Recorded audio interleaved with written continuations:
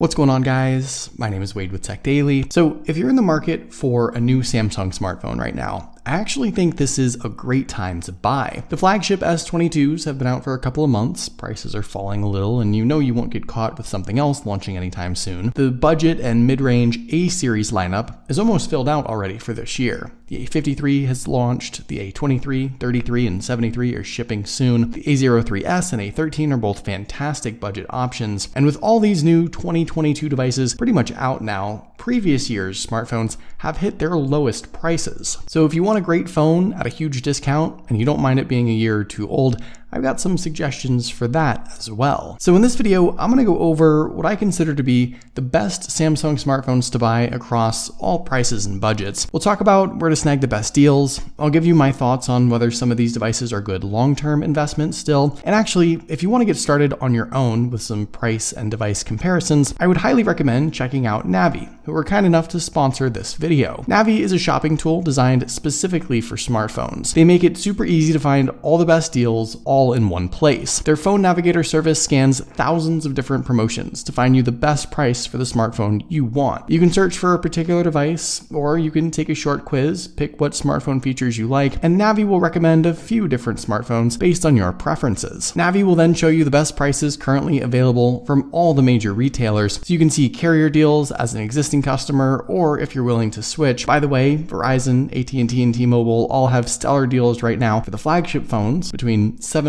and $800 off with a trade-in and new line. And if you find a deal you like, Navi will take you right to it without having to do any more searching. If you don't find the right deal, Navi can also notify you later on when prices go down, so you can continue to stay informed. Navi is free to use and is honestly one of the best resources I've found to help you save money on your smartphone purchase. Check it out at yournavi.com or click the link in the video description to give it a try. To kick things off, let's start with the best budget option, and that would be the A13 5G. I recently reviewed this phone, so check out that video if you want to know all my thoughts, but it basically boils down to a couple important factors. First, this phone is widely available and competitively priced. While it launched at about $250, carriers are already discounting this phone down to as low as $180 for existing customers, and in some cases, it's a free device if you're willing to switch. The phone itself also gives you a lot for your money. Not only is it a significant upgrade over the A12, mainly with the processor and overall performance and silky smooth 90Hz display, this phone is definitely faster than you might think, but it's also the cheapest 5G capable device from Samsung now too. Sure, it still has some compromises, like the 720 resolution display, but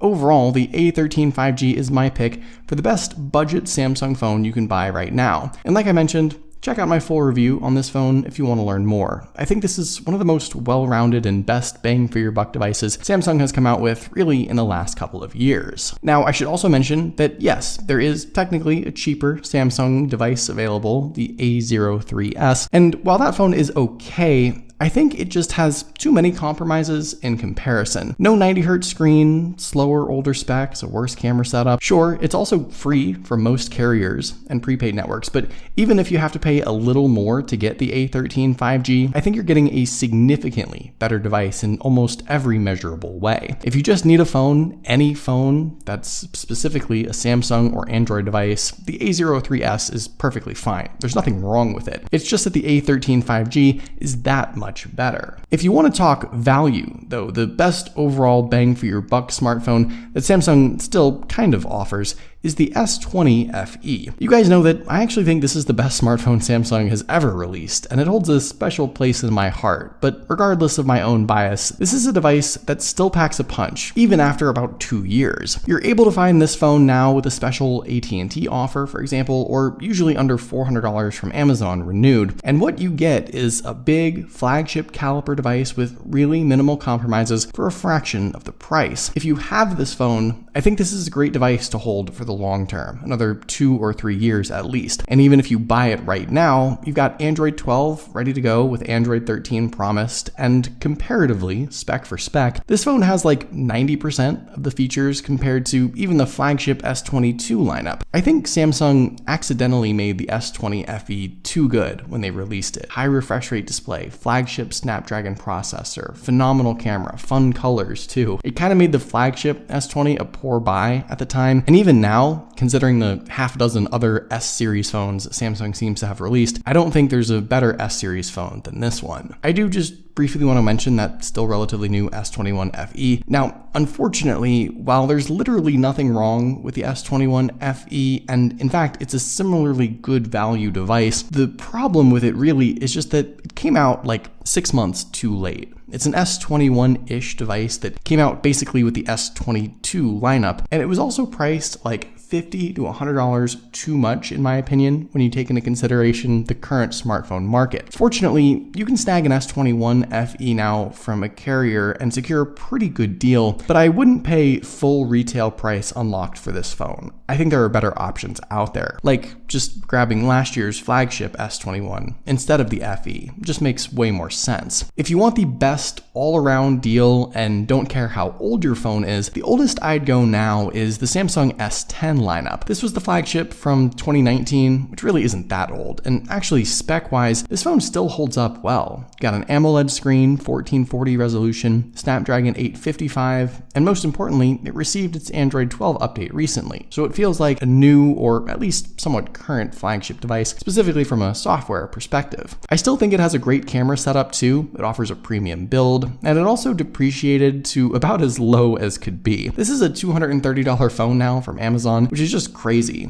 I think if you're coming from like a budget A series phone and want to stay under $300, the S10 makes a ton of sense. It's a couple years old, sure, but it's not that far removed from the flagships of today. It still has some life left in it, and it is very inexpensive now, to say the least. Now, I know some of you would actually prefer the latest and greatest, and to that I say the best new phone in the Samsung lineup right now is actually the A53 5G. That might come as a bit of a surprise when you consider the fact that it offers really minor improvements and upgrades compared to the A52. But remember, this category is strictly best new phone out right now, and for the price, $450 unlocked or hugely discounted via a carrier deal, and for the specs and features you get for that price, it is the best overall new device when you factor all of that in. You get a 120Hz AMOLED display, brand new Exynos processor, bigger battery, better cameras, and quite a few years of Android updates, which makes it a solid long-term investment. Now, arguably, if you have an A52 from last year, there's no real reason to upgrade. But if you have something else, something older, something lower on the smartphone ladder, and you have to have something brand new from this year,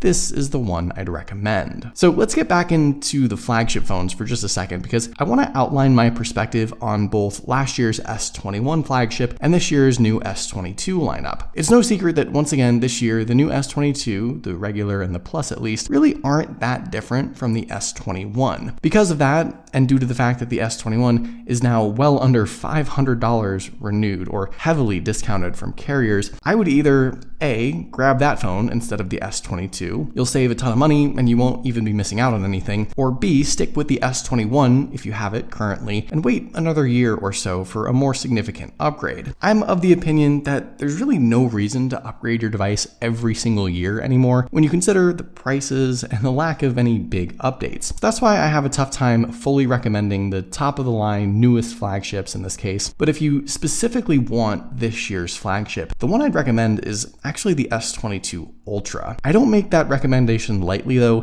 This is a very, very expensive device, even with some carrier deals happening right now. It's big, it's unique. The S Pen is either a must-have or irrelevant feature depending on your perspective and usage, but it's the only new S22 that's actually new-ish, that's different, that's unique, that's feature-packed, and then some. It's totally fresh from the previous Ultras of years past, and if you've been holding on to any given Samsung Note device, this is the phone you've been waiting for. With that being said, my final recommendation, specifically for S Pen lovers, or maybe those of you who want to give it a try, is the Note 10 from a couple of years ago. And this really comes down to one thing, the price. This phone now sells for just a smidge over $300 on Amazon. This was a ridiculously expensive device when it came out a couple of years ago, but honestly, compared to even the S22 Ultra, it's only a couple of steps down in comparison. You still get the same general S Pen writing and app experience. That's kind of the whole point. Top tier flagship specs, it's fast, it's overly powerful. The downside is that it's probably not going to get the Android 13 update, but everything else about this phone